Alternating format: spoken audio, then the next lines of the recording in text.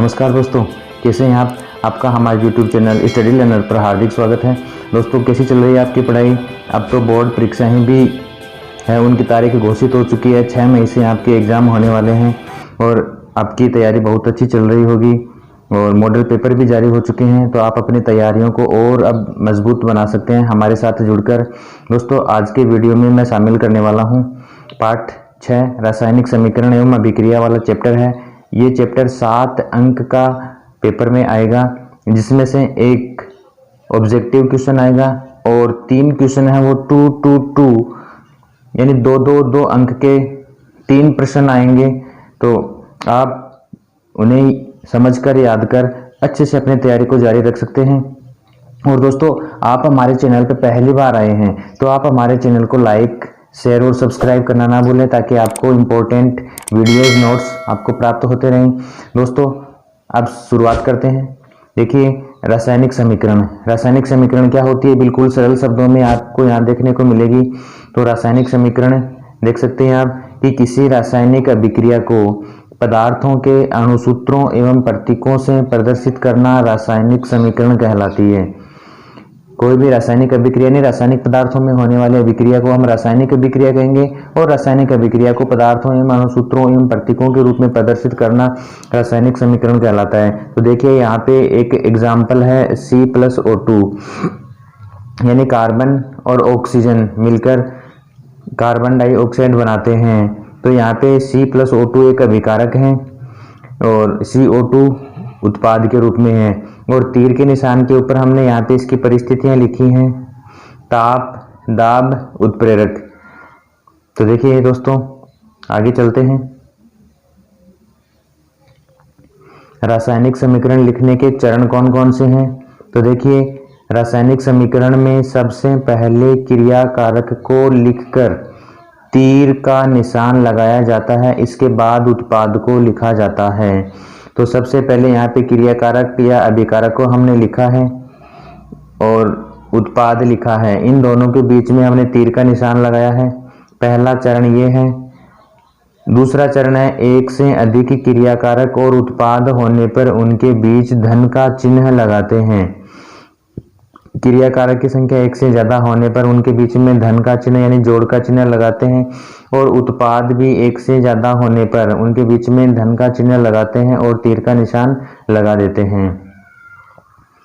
तीसरा चरण है इसका कि रासायनिक अभिक्रिया में द्रव्यमान संरक्षित रहता है, अतः रासायनिक समीकरण संतुलित रूप में लिखी होनी चाहिए, जैसे अभिकारकों का द्रव्यमान बराबर उत्पादों का द्रव्यमान, यानी अभिक्रिया के दोनों पक्ष बराबर होने चाहिए। दूसरे शब्दों में हम कहें, अभिकारकों के अणुओं की संख्या बराबर उत्पादों के अणुओं की संख्या। तो ये तीसरा चरण हो चुका है। अब हम चौथे चरण की बात करें। अभिक्रिया संपन्न होने के लिए आवश्यक ताप, दाब, उत्प्रेरक तीनों को तीर के निशान के ऊपर लिखते हैं, जैसा कि आप देख रहे हैं। अभिकारक और उत्पाद और इनके बीच में जो तीर का निशान है उसके ऊपर हमने इसकी परिस्थितियां लिख दी हैं, ताप, टेम्परेचर, दाब, प्रेशर और उत्प्रेरक कैटेलिस्ट। तो तीनों को हमने यहाँ पे लिख दिया है। अब अगले चरण की ओर चलते हैं, जो है रासायनिक समीकरण की विशेषताएं बताएगा हमें। तो रासायनिक समीकरण की क्या क्या विशेषताएं होती हैं तो जान सकते हैं आप। क्रियाकारक तथा उत्पाद के बारे में संपूर्ण जानकारी मिल जाती है, यानी अभिक्रिया में कौन कौन से क्रियाकारक भाग ले रहे हैं तथा उनसे उत्पाद कौन सा बन रहा है। दूसरा चरण है यहाँ पे रासायनिक अभिक्रिया के लिए आवश्यक परिस्थितियों जैसे ताप, दाब, उत्प्रेरक आदि के बारे में पता चल जाता है। और जो तीसरी विशेषता है कि रासायनिक समीकरण से अभिक्रिया की उत्क्रमणीयता का पता लग जाता है। उत्क्रमणीयता क्या होती है इसके बारे में हम आगे जानेंगे। अब रासायनिक अभिक्रिया क्या होती है। रासायनिक अभिक्रिया किसी पदार्थ में रासायनिक परिवर्तन होना ही रासायनिक अभिक्रिया कहलाती है। रासायनिक अभिक्रिया में पदार्थ का कुल द्रव्यमान संरक्षित रहता है, इसे द्रव्यमान संरक्षण का नियम भी कहते हैं। दूसरा है रासायनिक अभिक्रिया को रासायनिक समीकरण से व्यक्त किया जाता है, यानी जो भी अभिक्रिया हो रही है उसको एक समीकरण के रूप में लिखना रासायनिक समीकरण कहलाता है। आप जैसे चित्र में देख रहे हैं यहाँ पे इन पदार्थों में रासायनिक अभिक्रिया हो रही है। अब रासायनिक अभिक्रिया के उदाहरण देखेंगे हम। देखिए, जैसे आपने कई बार पढ़ा होगा कि मैग्नीशियम के फीते को ऑक्सीजन की उपस्थिति में जलाने पर मैग्नीशियम ऑक्साइड के श्वेत चूर्ण का बनना, इसको हम समीकरण के रूप में कैसे लिखेंगे? हमने मैग्नीशियम का सूत्र लिख दिया, ऑक्सीजन का लिख दिया, इन दोनों के बीच में हमने धन का चिन्ह लगा दिया। ये दोनों यहाँ पे अभिकारक हैं। तीर का निशान हमने लगा दिया कि अभिक्रिया इधर संपन्न हो रही है और यहाँ पे एक उत्पाद के रूप में MgO बना, मैग्नीशियम ऑक्साइड का श्वेत चूर्ण बना। यहाँ पे देख सकते हैं कि हमने अभिक्रिया को संतुलित करने का प्रयास किया है। मैग्नीशियम के 2 अणु हैं, ऑक्सीजन के भी 2 अणु हैं और इधर उत्पाद में हमने मैग्नीशियम के 2 अणु कर दिए और ऑक्सीजन के भी 2 अणु कर दिए, यानी इन्हें संतुलित करने के लिए इनको गुणा हमने एक निश्चित संख्या से कर दिया ताकि दोनों पक्ष बराबर रहें। अब देखिए, हम रासायनिक अभिक्रियाओं के प्रकार पढ़ेंगे। यहाँ पे बहुत सारे प्रकार हैं, संयुग्मन अभिक्रिया और विस्थापन अभिक्रिया, इन दोनों के बारे में हम जानेंगे और इनके आगे प्रकार भी हम देखते रहेंगे। तो दोस्तों चलिए, उम्मीद करता हूँ आपको समझ में आ रही होगी। और दोस्तों, आप हमारे वेबसाइट स्टडी लर्नर पर जाकर भी आप बहुत सारी पाठ्य सामग्री प्राप्त कर सकते हैं। नोट्स भी आपको जल्दी उपलब्ध करवाए जाएंगे और मॉडल पेपर भी आपको उपलब्ध करवाए जाएंगे। जिन प्रश्नों की संभावना परीक्षा में बन रही है उनसे संबंधित एक अच्छा सा मॉडल पेपर भी तैयार किया जाएगा। अब देखिए, हम पहली अभिक्रिया पढ़ रहे हैं, संयुग्मन अभिक्रिया। संयुग्मन का नाम से ही पता चल रहा है, जिनका आपस में संयोग होता है, यानी 2 या 2 से अधिक अभिकारक आपस में संयोग करके, यानी यहाँ पे जुड़ते हैं, संयोग करके एक ही उत्पाद बनाते हैं, यानी एकल उत्पाद बनता है, संयुग्मन अभिक्रियाएं कहलाती हैं। दोस्तों, ये ध्यान देने वाली बात है। यहाँ पे देखिए, A + B 2 अभिकारक हैं।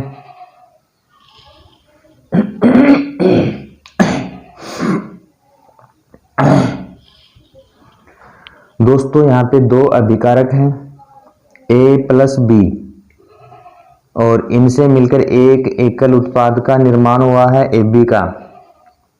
इस प्रकार की अभिक्रियाएं जहां भी आपको देखने को मिलेंगी उन्हें हम कहेंगे संयुग्मन अभिक्रिया।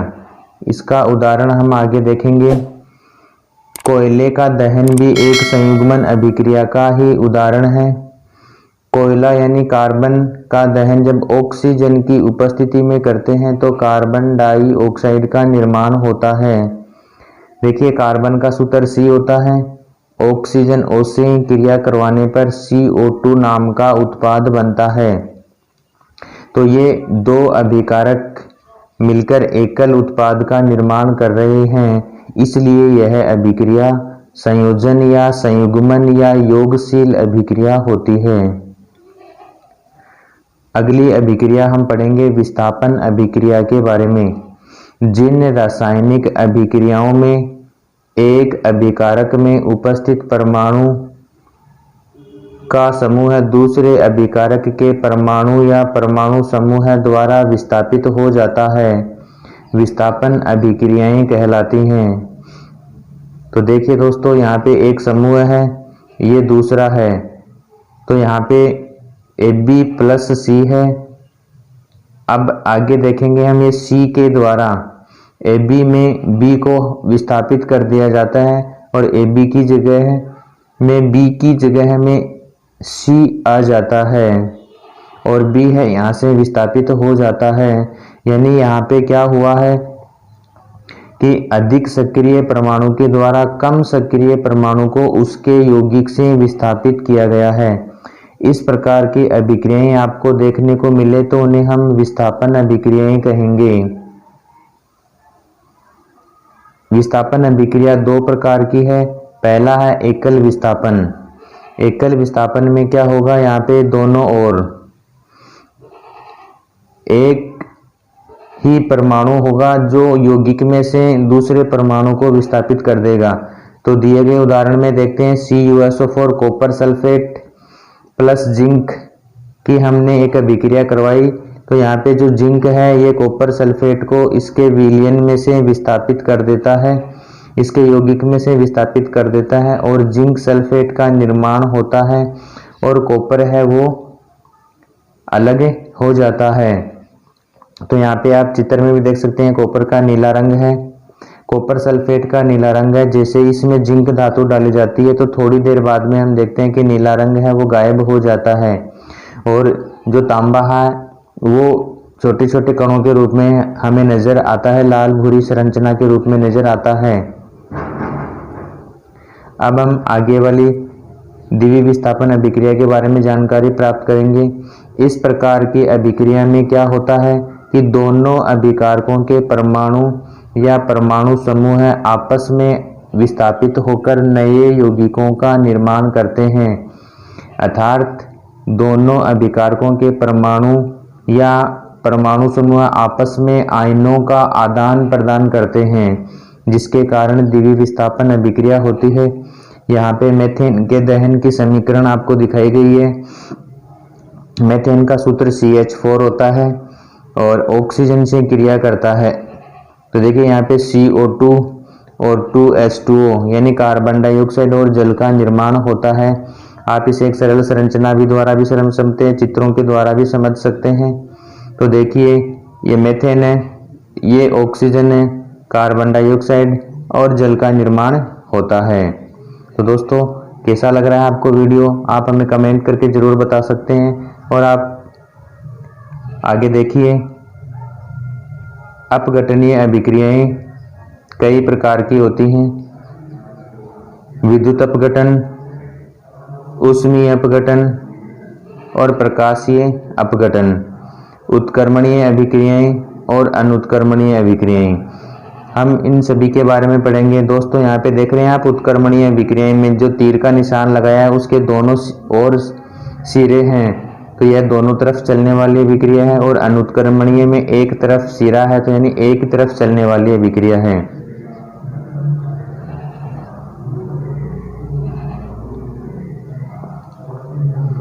अब हम पढ़ेंगे अपघटनीय अभिक्रियाओं के बारे में। दोस्तों अपघटन का शाब्दिक अर्थ है टूटना। तो ऐसी अभिक्रियाएं जिनमें एक अभिकारक अपघटित होकर अर्थात टूटकर दो या दो से अधिक उत्पाद बनाता है, अपघटनीय अभिक्रियाएं कहलाती हैं। देखिए यहाँ पे एकल उत्पाद है, एकल अभिकारक है और यह अपघटित होकर दो उत्पादों में विभक्त हो जाता है, इसे हम अपघटन कहते हैं।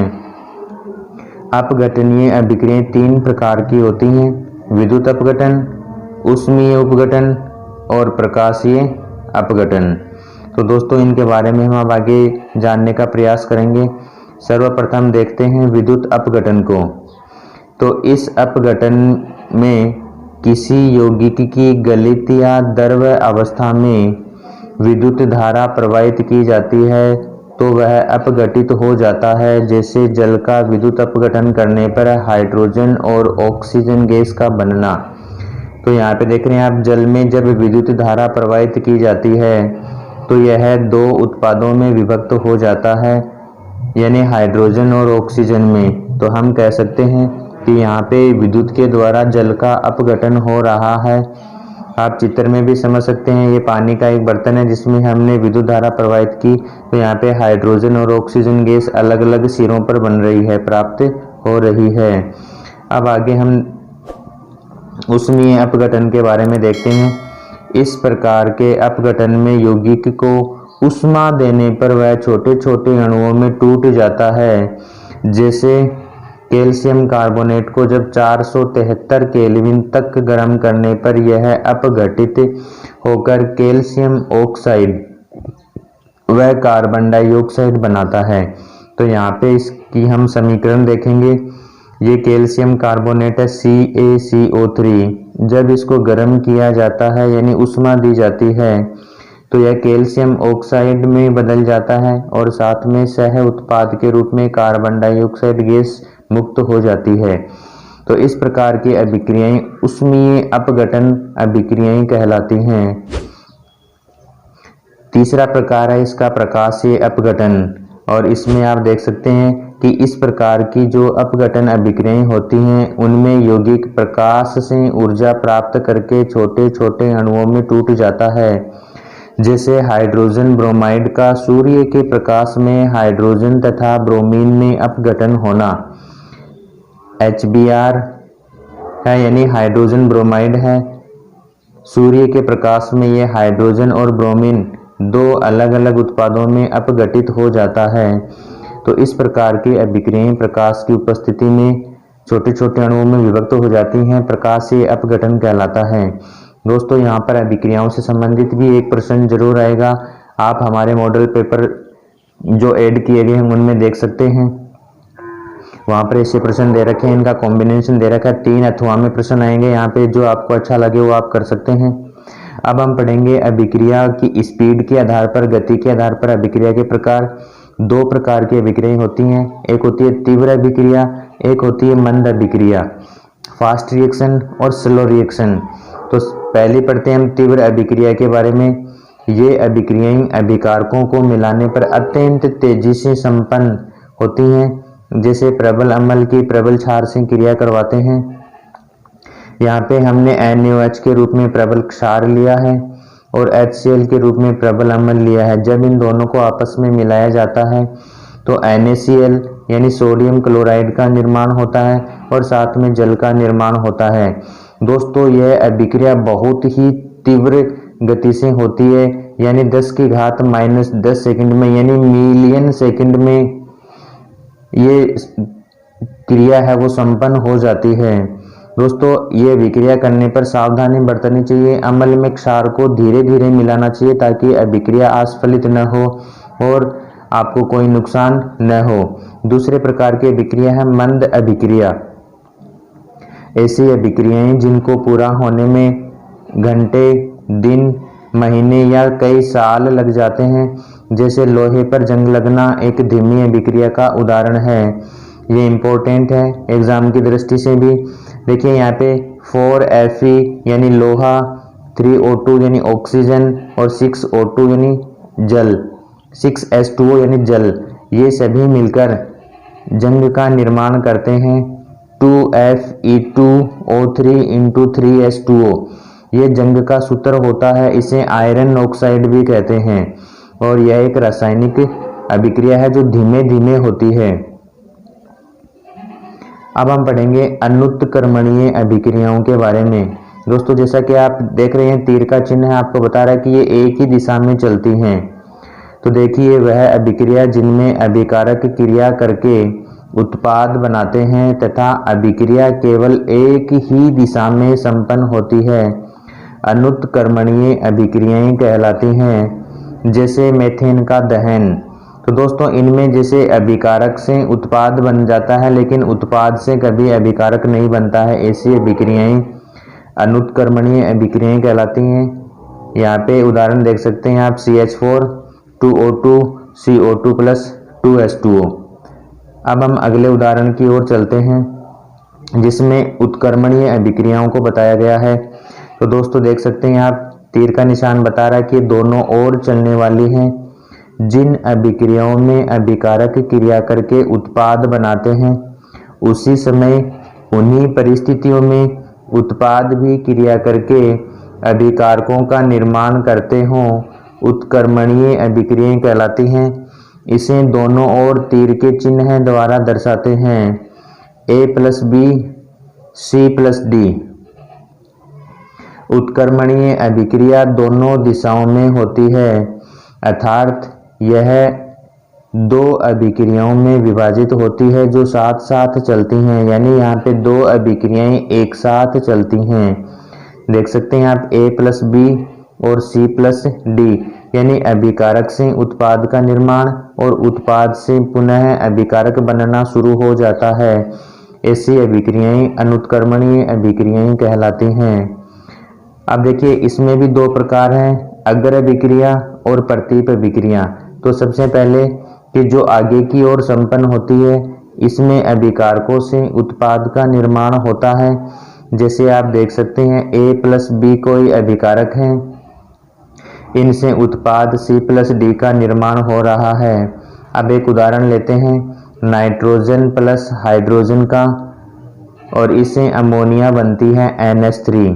तो आप देख सकते हैं कि नाइट्रोजन और हाइड्रोजन मिलकर अमोनिया का निर्माण कर रहे हैं। ये अभिक्रिया अग्र अभिक्रिया का उदाहरण है। अब प्रतीप अभिक्रिया या पश्च अभिक्रिया का उदाहरण देखते हैं। इसमें उत्पादों से पुनः अभिकारकों का निर्माण होता है। यहाँ पे देख सकते हैं आप C+D उत्पाद जो पहले वाले अभिक्रिया में उत्पाद थे, अब यहाँ पे वो अभिकारक के रूप में मौजूद रहेंगे, और जो A+B अभिकारक थे वो यहाँ पे उत्पाद के रूप में बनेंगे। यानी यहाँ पे जो पहले वाले अभिक्रिया में अग्र अभिक्रिया में अमोनिया बनी थी उत्पाद के रूप में, अब अमोनिया अपघटित होकर N2+3H2 में विभक्त हो जाती है। इसे प्रतीप अभिक्रिया कहते हैं।